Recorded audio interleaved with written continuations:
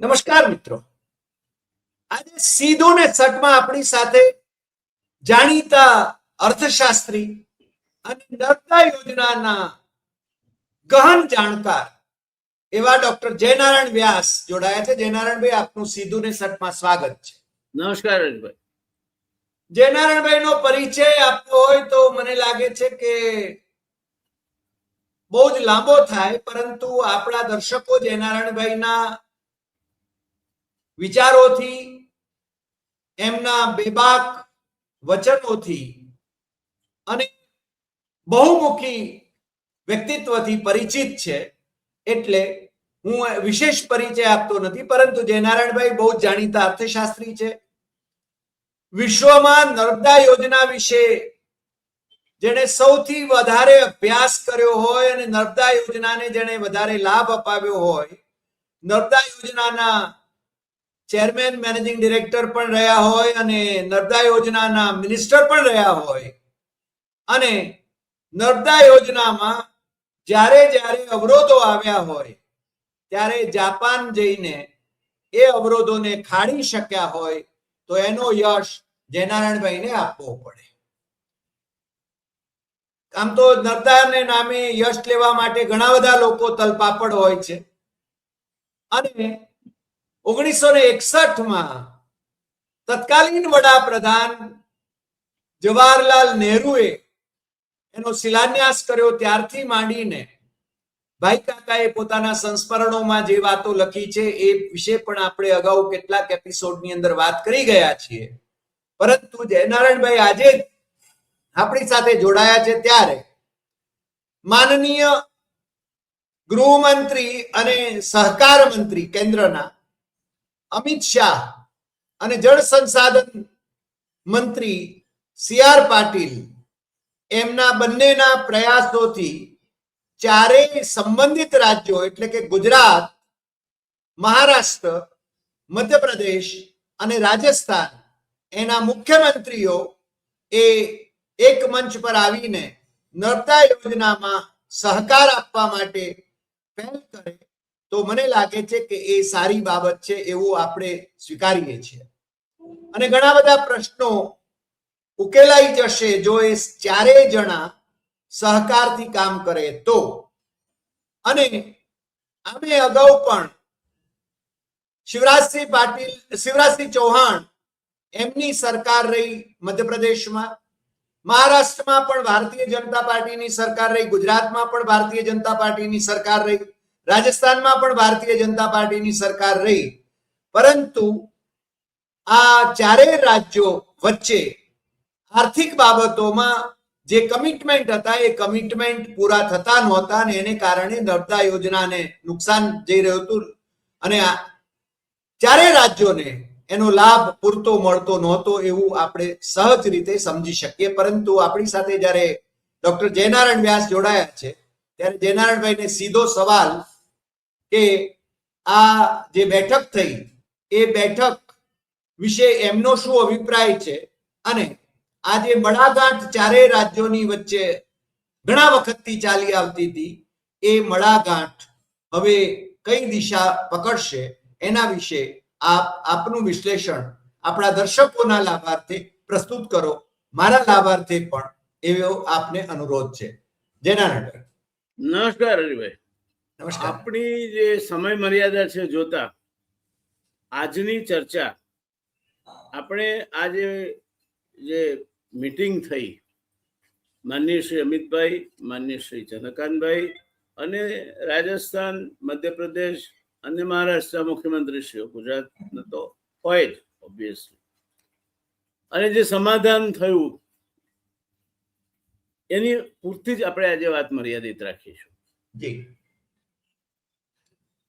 પહેલી વાત કે આ ચારે ભેગા થઈને ગુજરાતને 7,000 કરોડ રૂપિયા લેવાના થતા, એનાથી વધારે ગુજરાતનો ક્લેમ હતો. એમણે પેલી બેંકો સેટલમેન્ટ કરે છે એવું કર્યું, એના 23.57% પૈસા આપવાના. 23.57? હા, 7,000 કરોડમાંથી ગુજરાતે 5,350 કરોડ જતા કરવાના અને 1,650 કરોડ લઈને ઘૂઘરા રમતા ઘેર પાછા જવાનું. અચ્છા, મજાની વાત એ છે કે આ શું સમજૂતી થઈ છે, એના ટર્મ્સ શું છે? આ 550 કરોડ એક સાથે ચૂકવી દેવાના છે, હપ્તે હપ્તે ચૂકવવાના છે, એના વચ્ચે કઈ બીજા બધા ઇફ્સ એન્ડ બટ્સ છે? આવું કોઈ જ પારદર્શિતા નથી. માત્ર સમાચાર છે કે સંધિ થઈ ગઈ અને ઘેટી ચરવા ગઈ હતી આપણા ઊન મૂકીને પાછી આવી. ગુજરાત 7,000 કરોડમાંથી 1,650 કરોડ રહીને પાછું આવ્યું. હવે હરિભાઈ સીધું ગણિત સમજાવું. આપણે માની લઈએ આ 30 વર્ષ સુધીની પડતર રકમો છે, બધી ટૂંકો ગાળો નથી. આપણે માની લઈએ કે 3,500 કરોડ જ પડતર હતા. અરે 3,000 કરોડ પડતર હતા, 7,000 કરોડ પણ નહીં. સાહેબ, 3,000 કરોડ આજે બેંકો જે વ્યાજ આપે છે 7.5%, એ વ્યાજે 7 વર્ષે બમણા થાય. એટલે 7 વર્ષે 3,000 કરોડના 6,000 કરોડ રૂપિયા થાય. 14 વર્ષે પેલા જે 3,000 કરોડના 6,000 કરોડ થયા હતા, એ 14 વર્ષે 12,000 કરોડ થાય.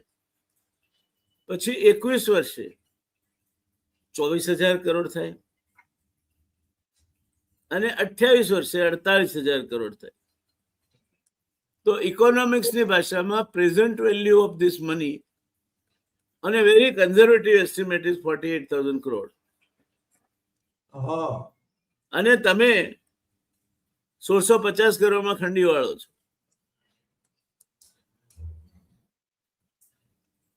પણ તો આ માંડવાળનું કારણ શું? કોઈ કારણ જ નથી. માંડવાળથી શું મળવાનું છે ગુજરાત? એમ 1,650 કરોડ મળવાથી સરદાર સરોવર નિગમ તરતું થઈ જશે. સરદાર સરોવર નિગમની આવક તો તમે પહેલાથી પાણી ગમે તેમ વેડફવાનું શરૂ કરીને શૂન્ય કરી નાખી છે. સરદાર સરોવર નિગમમાં શરત એ હતી કે આપણને 8 મિલિયન એકર ફીટ સિંચાઈ માટેનું જે પાણી મળે તે વોલ્યુમેટ્રિક ડિસ્ટ્રીબ્યુશનથી આપવાનું હતું. માપીને 18 ઇંચ ડેલ્ટા પિયત મંડળીને આપવાનું હતું, સીધું ખેડૂતને નહોતું આપવાનું. અને એ પિયત મંડળી ખેડૂત પાસેથી જે ભાવ નક્કી કરે તે ભાવે એ નક્કી કરીને નિર્ધારિત ભાવ સરદાર સરોવર નર્મદા નિગમને ચૂકવે. આ એનું ફાઇનાન્શિયલ મોડેલ છે. કારણ કે વીજળીમાંથી શકોરું મળે એમ નથી. વીજળી 1,450 મેગાવોટ બનવાની, એમાં 57% ભાગ મધ્યપ્રદેશનો છે, 27% મહારાષ્ટ્રનો છે, તો બાકી 16% એ તમારો ભાગ છે. આ 232 મેગાવોટ તો અદાણી હવાર પડે અને બ્રશ કરતા કરતા વાપરી નાખતા છે. એટલે તમે આ શું કર્યું છે તો કહો. તમે કહો જ નહીં કે શું સમાધાન કર્યું, શું બેઝ હતો, કયા લેડા માફ થયા, કયા કાઢી નાખ્યા, કેમ કાઢી નાખ્યા. ગુજરાતના ઓડિટેડ રિપોર્ટ હતા. ગુજરાત કોઈ ખાનગી સંસ્થા નથી, ગુજરાત અદાણી નથી કે ખોટા ક્લેમ ઉભા કર્યા હોય. સરદાર સરોવર નર્મદા નિગમ એ સરકારની સંસ્થા છે, એના લેણા છે. તો લેણા કોઈને સપના આવે ને ઉભા થયા? ડિસ્પ્યુટ હતી, પણ એવી કેવી ડિસ્પ્યુટ કે તમે 23%માં સેટલમેન્ટ કરી નાખો? આ તો ગજબ છે. એટલે આ પેલું આ સમાધાન એક એ જાતનું થાય છે. મારી માં કહેતી ઘણી વાર કે આ બહુ સારી વાત છે, તું કર મારી આંખમાં આંગળી અને હું કરું તારા મોઢામાં આંગળી. એટલે આંખે જાય ને આંગળીએ જાય. એટલે જેનારાયણભાઈ, આમાં અમે તો એવું માનવા માંડ્યા કે આ તો વાહ ભાઈ વાહ, વાહ ભાઈ વાહ, આના તો ઉત્સવ મનાવવો જોઈએ કે સમાધાન થઈ ગયું, સમાધાન થઈ ગયું. પણ તમે જે વાત કરી છે એમાં તો તમે જેમ કહ્યું એમ ઘેટી ચરવા ગઈ. ઉત્સવ મનાવવા જેવું કઈ છે નહીં. મને ઉત્સવ મનાવવા જેવું કઈ લાગતું નથી. 30 વર્ષે તમારા 7,000 કરોડના વધવા જોઈએ. એ વખતે ડોલર 68 રૂપિયા હતો, 68 રૂપિયા ડોલર હતો. આજે 100 રૂપિયા ડોલર છે. એ રૂપિયાની કિંમત પ્રેઝન્ટ વેલ્યુમાં કન્વર્ટ કરો તો 7,000 કરોડના એમને મેં 30-35,000 કરોડ થઈ જાય. તો એ 30 વર્ષની ઉધારી તમે 1650 કરોડમાં સેટલ કરી. On vote concentration? આમાંથી શું માફ કર્યું? કયો દાવો ગુજરાતનો ખોટો હતો? કેમ ખોટો હતો? કયા ખર્ચને માન્ય ગણ્યો? કયા મુદ્દાઓમાં સમાધાન થયું? શું સમાધાન થયું? આમાંથી તો કોઈ વિગતો નથી. તમે ભેગા થયા અને આ તો પેલું હવે સંયુક્ત કુટુંબ રહ્યા નથી. હા, એટલે માએ રાંધી લાપસી ને બાપે પાડ્યા ના, ફઈનું શું કામ?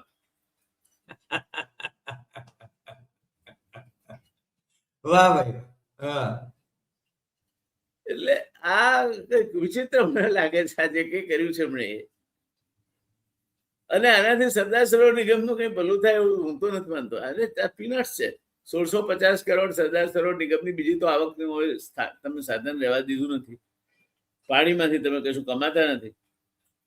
રાજસ્થાન સરકાર એને ફરજિયાત કર્યું છે ને 2.5 મિલિયન એકર ફીટ પાણી મળે છે, આપણને 8 મિલિયન એકર ફીટ પાણી મળે છે.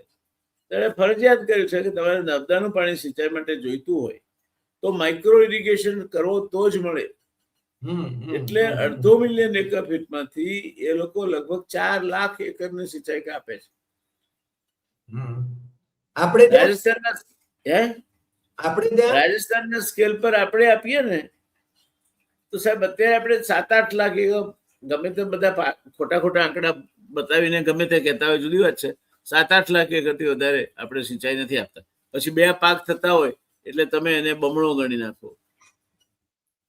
એ આવું બધું અધિકારીઓને, ખાસ કરીને આઈએએસ ને આવી વિશિષ્ટ આવડત હોય છે. પણ રાજસ્થાને બતાવી આપ્યું કે કઈ રીતે પાણીનો ઉપયોગ થાય. તમે એ નથી કરી શક્યા. તમે હજુ પણ રેલાનથી પાણી આપો છો. તમે પાણી નદીઓમાં આપો છો. એથી ખરાબ તો અદાણીનું શાંતિગ્રામ કમર્શિયલ એસ્ટેટ છે, સોનાના ભાવે વેચાય છે, કદાચ સોના કરતા મોંઘું. એને નર્મદાનું પાણી outside the award industrial use ગણીને આપ્યું છે.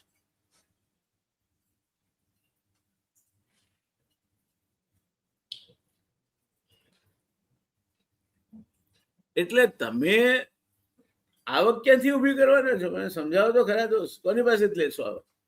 ખેડૂતો પાસે તમે પૈસા લેવાની ટેવ પાડી નથી. બીજા કોઈ પૈસા આપે નથી. ઉદ્યોગો રહ્યા. ઉદ્યોગો માટે 0.25 મિલિયન એકર ફીટ પાણી છે. એમાંથી અત્યારે 0.18 મિલિયન એકર ફીટ પાણી વપરાય છે. અને શરત એવી છે કે જે દિવસે 0.25 મિલિયન એકર ફીટ વપરાશ પહોંચે ત્યારે જે જેટલું વાપરતું હોય એટલે બંધ થઈ જશે. એટલે એમાં તો તમને કઈ બહુ, મેં ઉલટાનું તમને બાબુભાઈ મેગજીનો કાગળ આપીશ. મેં ઇરિગેશનના રેટ રિવાઇઝ કર્યા હતા, રેટ ઘટાડી નાખ્યા હતા. અને એ રીતે રિવાઇઝ કર્યા હતા કે આજે સરકારને લગભગ 22 થી 24 હજાર કરોડ રૂપિયા વધારે મળે છે વર્ષે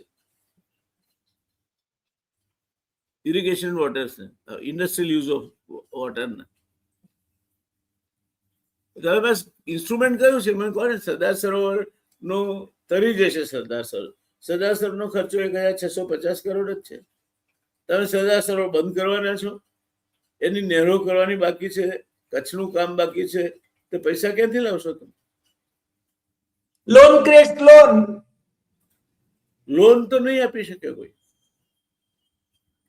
કારણ કે લોન સામે તમારી પાસે પેબેક કેપેસિટી જોઈએ ને. કાગળ પર તો જોઈએ કમસે કમ. એટલે કાં તો ભારત સરકાર પાસેથી તમે લઈ આવો under accelerator irrigation benefit programme, AIBP કે છે, અથવા પછી રાજ્ય સરકાર બજેટમાંથી આપે. રાજ્ય સરકાર તો ભિખારી ઘેર મેરાયા જેવું છે, એ ક્યાંથી આપવાની હતી? એટલે this is something which is really funny, I'll say. I couldn't control myself laughing when I read છાપામાં વાંચ્યું કે 1650 કરોડ મળી ગયા ગુજરાતને લાંબા સમયથી ચાલતો. તો મને તમે 5000 કરોડ આપો, લાંબા સમય ડિસ્પ્યુટ ચલાવો, 5 કરોડમાં સેટલમેન્ટ કરી નાખો ને, આઈ એમ હેપી અબાઉટ ઇટ.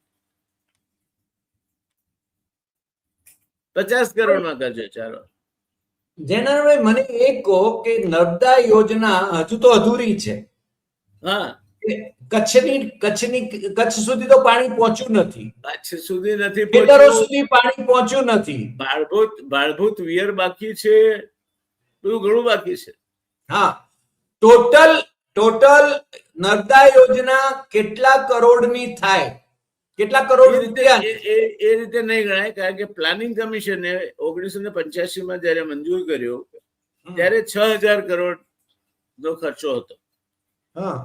હવે એ 6000 કરોડની આજની કિંમત કાઢવી પડે. લોકો શું કે છે કે 6000 કરોડના વધીને એમ કે 55000 કરોડ થઈ ગયા, પણ એ 6000 કરોડના એ વખતે જે કિંમત હોય પછી ઇન્ફ્લેશન બાકીનું એ બધું કરતા કરતા આજે કદાચ 6000 કરોડના 80000 કરોડ થયા. એટલે નર્મદા યોજનામાં બજેટ કરતા બધું બહુ વધી ગયું છે એ વાત જે લોકો કરે છે એ ખોટા છે.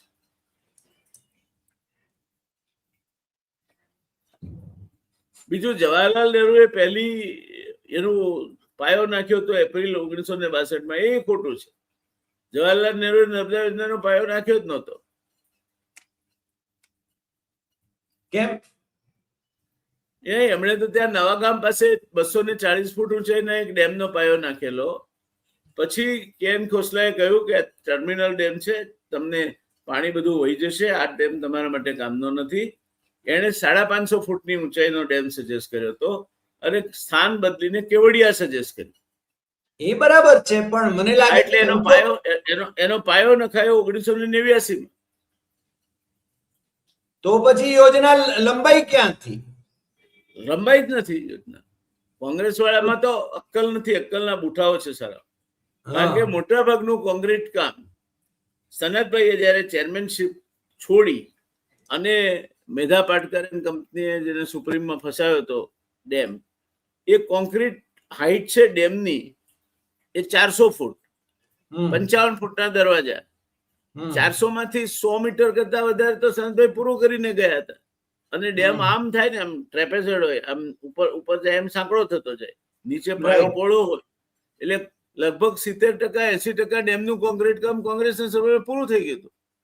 મેઇન કેનાલ 458 કિલોમીટર લાંબી, 458 કિલોમીટર લાંબી લાઇન્ડ કેનાલ, 40,000 ક્યુસેક પાણી way, which is largest single line canal in the world, એનું કામ પણ લગભગ પૂરું થયું હતું. દુનિયાની મોટામાં મોટી એક્વેડક્ટ જે મહી ઉપરથી પાણી લઈ જાય એનું કામ પણ પૂરું થયું હતું. દુનિયાની મોટામાં મોટી સાયફન જે સાબરમતીની નીચેથી પાણી લઈ જાય એનું કામ પણ પૂરું થયું હતું. 6 બ્રાન્ચ કેનાલોમાંથી 5 બ્રાન્ચ કેનાલોના કામ પૂરા થયા. જે આ લોકોએ નથી કરી શક્યા એ બ્રાન્ચ કેનાલ, પછી સબ કેનાલ ને પછી જે ખેતર સુધી પાણી લઈ જવા માટેની જે વ્યવસ્થા કરે છે નથી કરી શક્યા, હજુ સુધી નથી કરી શક્યા. પણ મને હજુ એક પ્રશ્ન છે.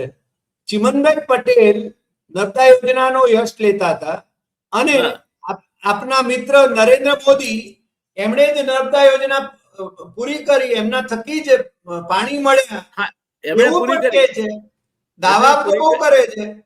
એમણે પૂરી કરી, સાચી વાત છે. કારણ કે એમને જયારે મુખ્યમંત્રી બન્યા ત્યારે અધિકારીઓ પ્રેઝન્ટેશન કરતા હતા, એટલે એમાં એસ્કેપની વાત આવી. એટલે એમણે પૂછ્યું કે એસ્કેપ શું હોય? એટલે અમારા એક ઉત્સાહી ચીફ એન્જિનિયર ડાયરેક્ટર હતા બનતા લગી, સોની કરીને, એમણે કહ્યું કે સાહેબ આ એસ્કેપ ખોલી નાખીએ ને તો વાસણા સુધીનું સાબરમતીમાં પાણી અડધા દિવસમાં ભરાઈ જાય. તો કે ખોલી નાખો. અને પછી પેલા બાપ્સ વાળાને બોલાવી અને એમણે નૌકા વિહાર કર્યો, જાણે એમણે નર્મદાના વધામણા કર્યા. તમારા ગામમાં પણ કર્યું હતું ને, ઓળખામાં ફર્યા હતા. મારા ગામમાં ઓળખું ચાલે એવું તો હતું નહીં. એમને સિદ્ધપુરમાં પ્લાસ્ટિક નીચે પાથરીને નર્મદાની પણ પાઇપથી પાણી નાખ્યું હતું. આ એ ખરું, બધું ખરું, પણ ઓળખું ચાલે એવું નતું. એ ચલાવ્યું હતું એમણે. ના, હતું જ નહીં. હું હતો ને હાજર, ચાલે જ નહીં. તે ઓળખું ચાલે નહીં. એટલી ડેપ્થ પણ નહોતી. હવે હીરાબા સરોવર બાંધ્યું છે ત્યાં એમના પરમ સવજીભાઈ ધોળકિયાના પ્રતાપે. નહીં, બળવંતસિંહ રાજપૂતના પ્રતાપ. બળવંતસિંહ રાજપૂત. અચ્છા. આ દેશના 5 પવિત્ર સરોવરો, બિંદુ સરોવર, પંપા સરોવર, તમારું પુષ્કર, માન સરોવર અને ગંગા સરોવર, આ 5 આ દેશના પવિત્ર સરોવરો. એમાં અમારા સિદ્ધપુરમાં 6ઠું હીરાબા સરોવર ગાલ્યું હમણાં, જે કે શાસ્ત્રોમાં કે એનો ઉલ્લેખ થવાનો નથી, પણ અક્કલ વગરના માણસોના હાથમાં જયારે તમે કામ સોંપો ત્યારે શું થાય. સાચી વાત. અને ધોળકિયા તો પછી રિસાઈને જતા રહ્યા હતા. એમનું નામ પણ નહોતું ને સ્ટેજ પર પણ એમને સ્થાન નહોતું ને એ તો રૂસણે જતા રહ્યા હતા. ધોળકિયા છોડી ગયા એ યોજના પછી. હા, એટલે આ સમાધાન છે ને, આ સમાધાનનો કોઈ અર્થ નથી મારા મત પ્રમાણે. કારણ કે એના પારદર્શિતા જ નથી.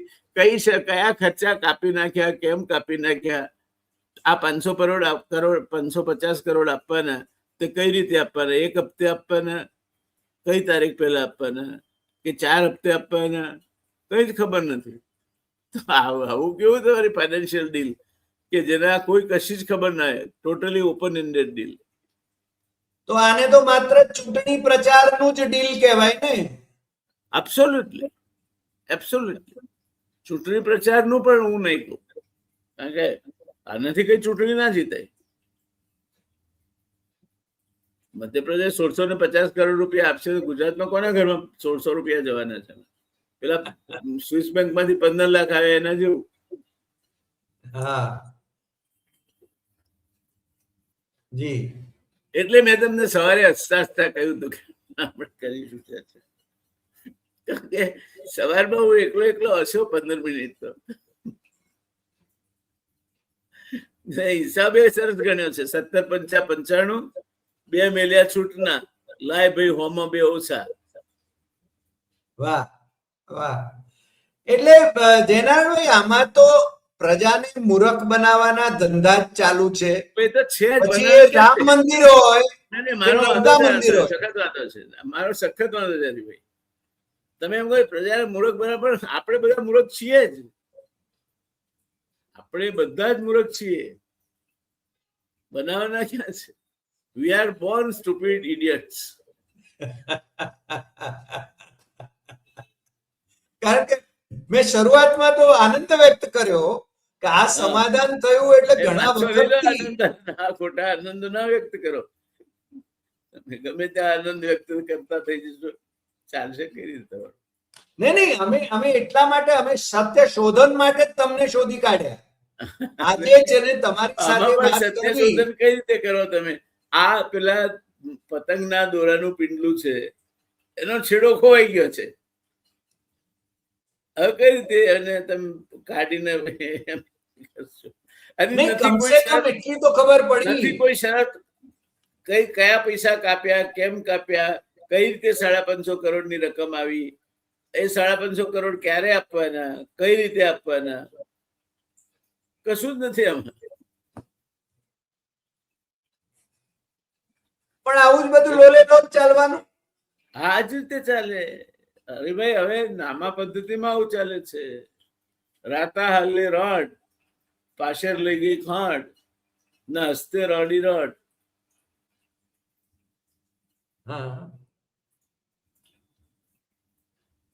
પણ મને લાગે છે કે આપણા ગુજરાતી દર્શકો જે છે દેશમાં અને વિદેશમાં જે ભક્તો છે એ લોકોને અર્થશાસ્ત્રી ડોક્ટર જયનારાયણ વ્યાસ જે નર્મદા યોજના ને નકશીક જાણે, નર્મદા યોજનાના પાયાના પથ્થર કહીએ તો પણ ચાલે.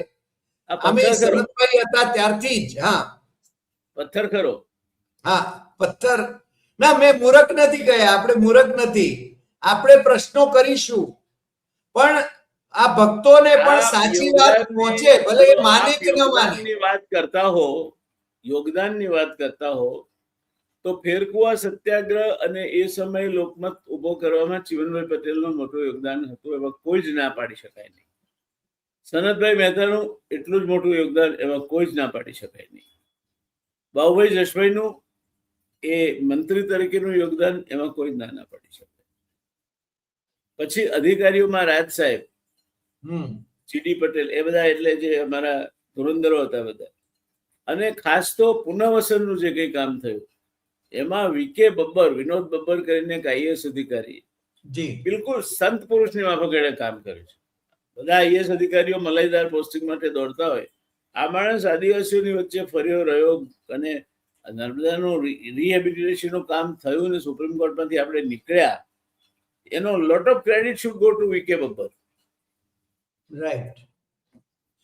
પણ જેનાભાઈ, તમે જે કહ્યું એમ, સામાન્ય રીતે એવો દાવો કરવામાં આવે છે કે કચ્છ સુધી પાણી પહોંચાડી દીધું, રાજસ્થાનમાં પાણી પહોંચાડી દીધું, અમારે ઉત્તર ગુજરાતમાં નહીં, ઉત્તર ગુજરાતમાં તો બે પગાડા ઉંદરો છે ને કેનાલ ખોદી નાખે છે, ખેતરોમાં પાણી ભરાઈ જાય છે. પણ તમે જે વાત કરી એને કારણે આ નર્મદા યોજનાનું કામ કેટલું અધૂરું છે, કચ્છને પણ પહોંચ્યું નથી. અશોક મહેતા કરીને જે કચ્છી અગ્રણી છે, એમની સાથે પણ અમે એક એપિસોડ કર્યો હતો ને એમણે પણ કહ્યું હતું કે ખેતરો સુધી પાણી પહોંચ્યું જ નથી અને ખેત મંડળીઓ તો થઈ જ નથી પહોંચ્યું. એમાં જો કે કચ્છીઓ પણ એટલા જ જવાબદાર છે. વર્ષો સુધી લડતા રહ્યા કે કચ્છમાં પાણી લિફ્ટથી લઈ જવું કે ગ્રેવિટીથી લઈ જવું. એવો ગ્રેવિટીથી લઈ જવું મંડ્યા હતા. હવે મોટા પહાડ જેવડો પાળો થાય, એમાં યોજના વિલંબમાં મુકાઈ. એટલે પણ કચ્છનો ક્લેમ સાચો છે, કચ્છને પાણી મળવું જોઈએ. ઇનફેક્ટ આપણે નર્મદા યોજનાનું ઘણું બધું પાણી કચ્છના નામે માંગીને મેળવ્યું છે કે આ સરહદી પ્રદેશ છે, વારંવાર દુકાળ પડે છે, અહીંયા સલામતી ને એને લગતા પ્રશ્નો છે, એટલે નર્મદા યોજના થાય તો ત્યાં લોકો વસે અને જે ઘૂસણખોરી છે ઓછી થાય. એટલે કચ્છનો પાણીનો હક પાકો, એમાં કોઈ બાદછોડ નહીં કરવી જોઈએ. કચ્છને પાણી કદાચ ક્યાંક આમ તેમ કરવું પડે તો કરીને આપવું જોઈએ. ઉત્તર ગુજરાત લબાડ પ્રદેશ છે, એને ખબર નથી. આપણે બધા ઉત્તર ગુજરાતના છીએ, દેશનું શાસન પણ ઉત્તર ગુજરાત જ કરે છે.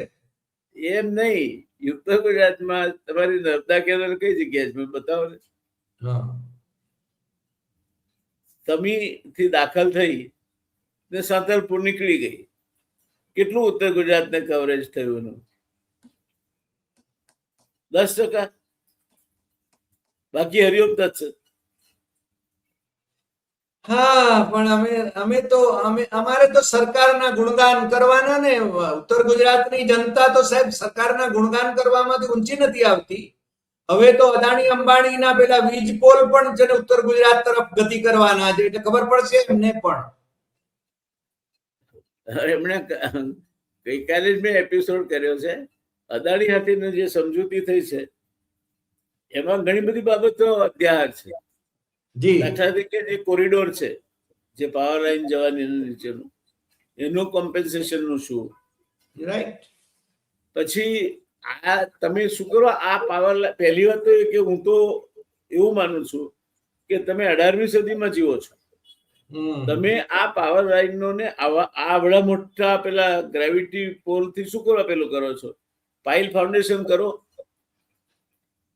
Let there be pile foundation and small pile cap. Raise the tower. તમારી 1/10 પણ જમીન નહીં જોઈએ. રાઈટ. પણ કરવું નથી, મોંઘું પડે. અચ્છા, હું તો એવું કહું છું કે શું કરો, ઓવરહેડ ભગવતસિંહજીને જે સૂજ્યું, એમણે ગોંડલમાં કેબલથી વીજળી આપી હતી. ગોંડલમાં ઓવરહેડ પાવર ટ્રાન્સમિશન લાઈન નહોતી ભગવતસિંહજીના ટાઈમમાં. તો ભગવતસિંહજીને આ પૂછ્યું, તમને કેમ નથી પૂછતું? અને હવે તો wireless transmission of electricity has become feasible, it's becoming. સાહેબ અમેરિકામાં એના પ્રયોગો થઈ ચૂક્યા છે. અમેરિકા, જાપાન એના કરતા આગળ છે. યસ. નોર્વે નો એક વિસ્તાર, આખું એક શહેર આખું વાયરલેસ ઇલેક્ટ્રિસિટી ચાલે છે. પણ સાહેબ અમારું ડેલિગેશન નોર્વે જશે. અમારા માનનીય વિશ્વગુરુ પણ નોર્વે જઈ આવશે આનામાં અભ્યાસ માટે. કોણ જશે? વિશ્વગુરુ. એ તો જઈને આવે ને. એ તો ફરીને જવાનું, એમને તો વિદેશમાં રહેવાનું ફાવે. એ પણ સાચા અર્થમાં પ્રવાસી ભારતીય છે. પ્રવાસી ભારતીય છે. પણ જયનારાયણભાઈ, આજે આપ અમારી સાથે જોડાયા ને આપે ભ્રમ નિરસન કર્યું. સાચું કહું તો, કારણ કે મીડિયામાં જે રિપોર્ટ આવ્યા એનો અર્થ એવો અમે સમજતા હતા કે હો આ તો ઘણા વર્ષોથી 4 રાજ્યો વચ્ચે સુમેળ નહોતો સધાતો, એમાં છે ને સમાધાન થઈ ગયું, એટલે છે ને અમે તો રાજીના રેડ થઈ ગયા. આ બેંક લોનના રીસેટલમેન્ટ જેવું છે. કયું? બેંક લોનના રીસેટલમેન્ટ જેવું છે. પણ આપે આજે જે સમજણ આપી, મને લાગે છે કે ગુજરાતીઓ જાગે, ગુજરાતીઓ સમજે, ગુજરાતીઓ દેશવાસીઓ પણ આ સમજવાની જરૂર છે. આ બે વાઘ બે બાજુ બેઠા હોય અને ગુજરાતના મુખ્યમંત્રી બોલી શકે? એ તો બિચારા છે. હવે તો પછી તે why are you unnecessary? I have a faith in citizens of India. રાખો. I have faith in the citizens of the world. હા, પછી એમાં વાંધો નહીં. યસ. પણ આજે આપ અમારી સાથે જોડાયા બદલ આપનો ખૂબ ખૂબ આભાર, અને આપણા દર્શકોને સાચી વાત જણાવી એને માટે ખાસ આભાર. કાયમી ધોરણે આપણી સાથે જોડાયેલા છીએ. આપ ક્યારેક ક્યારેક કાપી નાખો, બાકી અમે તો જોડાયેલા જ છીએ. પ્રભુ પ્રભુ પ્રભુ. ફરી મળીશું નવા એપિસોડમાં નવા વિષય સાથે. નમસ્કાર. જય હિન્દ.